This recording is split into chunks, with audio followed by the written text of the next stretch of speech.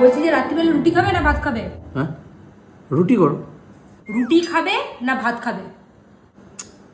বললাম তো রুটি করো। রুটি না ভাত? আরে এক কথা কবার বলবো তোমাকে, বললাম তো রুটি। রুটি করো, রুটি রুটি। রুটি খাবে না ভাত খাবে? ঠিক আছে, তুমি ভাত করো। কি বলবে তাহলে? তুমি ভাত করো। হ্যাঁ, মনে থাকে যেন কথাটা। বাড়িতে লোক এলে কি বলবে? ভাত করো তাই বলবো। ভাত। রুটি আমি খাবোই না, আর কোনোদিনই খাবো না, লোকজনের সামনে তো খাবোই না। ভাত, ভাত করো, ভাত করো।